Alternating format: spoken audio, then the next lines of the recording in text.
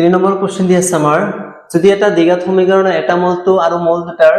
যোগফল 5 হয় তেন্তে সমীকৰণটো হ'ব এতে আমাৰ চাৰিটা অপচন দি আছে 1 2 3 4 ইয়াৰ আমাৰ কোনটো শুদ্ধ হ'ব উলিয়াব লাগে এতে লক্ষ্য কৰা সমীকৰণৰ এটা মূল কিমান দি আছে আমাৰ 2 আৰু মূল দুটাৰ যোগফল দি আছে আমাৰ 5 এটা মূল তুমি যদি আলফা বুলি ধৰা সে ধৰা এটা মূল আলফা আৰু এটা মূল কিমান তোমাৰ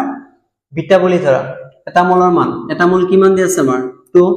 গতিকে আলফাৰ মান কিমান দি আছে আমাৰ 2 আৰু মূল দুটাৰ যোগফল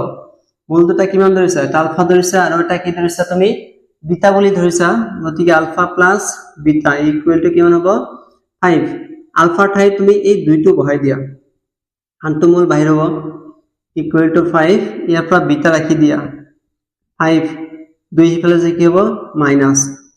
বিটা ইকুৱেল টু কি হ'ব 3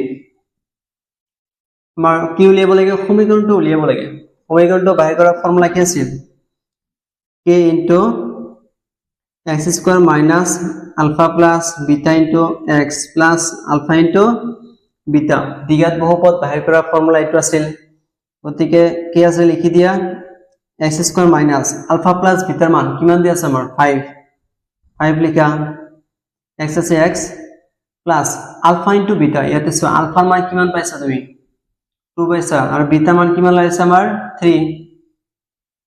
গতিকে alpha into beta কিমান হ'ব 2 from 3 equal to কিমান হ'ব 6 গতিকে প্লাস কি হ'ব alpha into beta মান 6 সমীকৰণটো এতেকে বহুপদ হল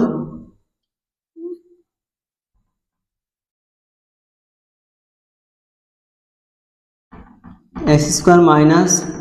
5x plus 6 ইয়াতে তুমি k এর মান কিমান ধৰিবা 1 বুলি ধৰা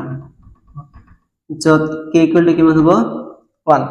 একৰ লগত ইয়াতে যদি 1 বহাই এইখিনি পূৰণ কৰা কিমান হ'ব এইখিনি হ'ব গতিকে এটো কত আছে আমাৰ ইয়াতে আমাৰ শুদ্ধ উত্তৰটো হ'ব x square minus 5x plus 6 most important question